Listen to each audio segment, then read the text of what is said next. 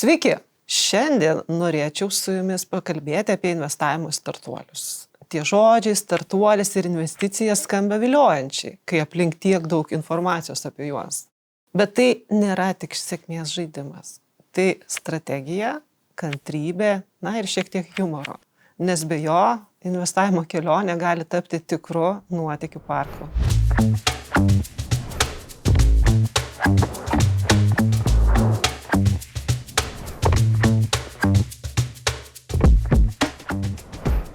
Mano patirtis sako, kad investavimas į startuolius tai kaip pasimatymas su adrenalino fanatiku.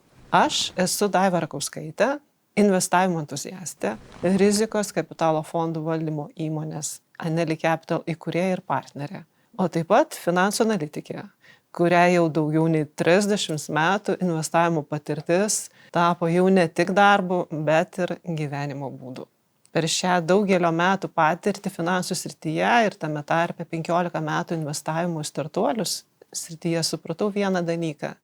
Kiekviena gera investicija prasideda nuo tinkamų klausimų ir trupučio humoro. Pradėkime nuo svarbiausio klausimo. Kokiam investuotojui startuoliai yra tinkami? Vengi rizikos, rinkis saugesnę investiciją. Jei esate tas, kuris mėgsta saugumą, agresyviai augantys startuoliai greičiausiai jums nėra skirti. Jie veikia rizikingose rinkose ir kartais gali sukelti jums daugiau streso nei džiaugsmo. Kitaip tariant, jei bijote aukščio, šuolis nuo televizijos bokšto sauguma ne jums. Todėl ir investavime. Laikykitės kuo toliau nuo agresyviai augančių konkurencingoje rinkoje veikiančių startuolių. Bet jei mėgstate šiek tiek adrenalino ir norite ne tik investuoti, bet ir palikti pėdsaką pasaulyje, sveikinu, jūs esate Venture Spirit. Prisijunkite prie verslo angelų tinklo, pavyzdžiui, Litban, kurio nariai esame ir mes, Anely Capital, ir pradėkite savo investavimo kelionę su nedidelėmis sumomis, tarkim nuo 2500 eurų. Po to matydami, kaip vystosi startuolis ir pildo savo pažadus investuotojui, nutarsite, į kurį startuolį investuoti daugiau, į kurį nustoti investuoti. Tai kaip degustacija. Paragaujate, pajuntate skonį ir nusprendžiate, kur norite investuoti daugiau.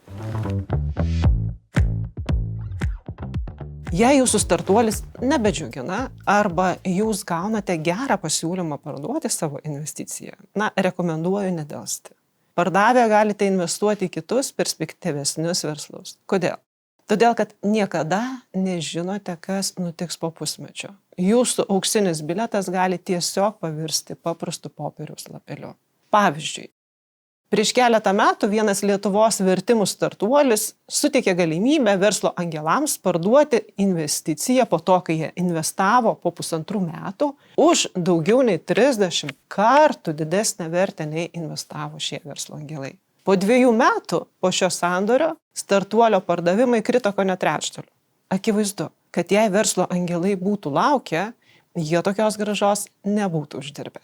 Žinoma, jei tikite, kad startuolis įsivažiuos ir jūs prie to įsivažiavimo prisidedate, galite laukti. Bet atminkite, kad laukimas tai ne savaitės, o metų klausimas. Kartais gali tekti laukti 10 ar net 15 metų.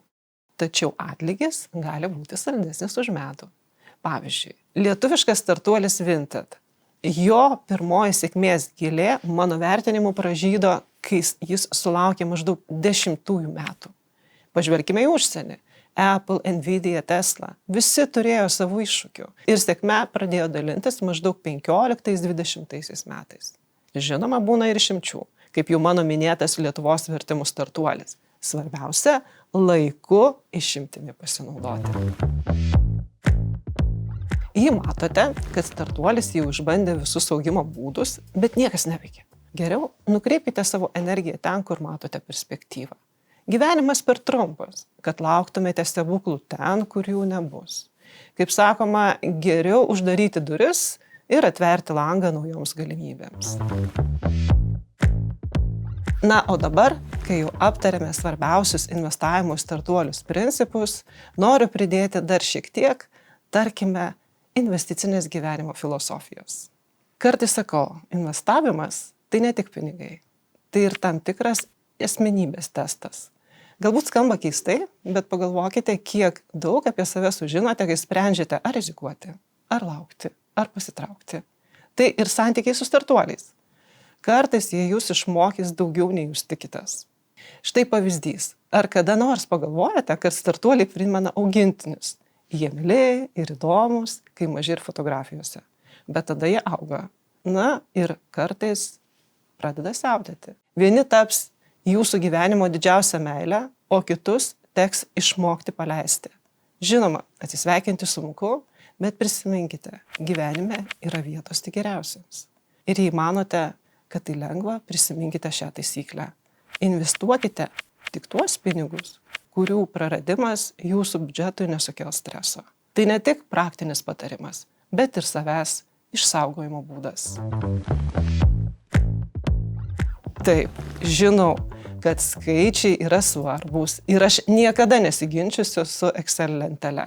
Bet kartais tas mažas balsas mūsų viduje sako, tai gali būti didelis dalykas. Klausykite jo.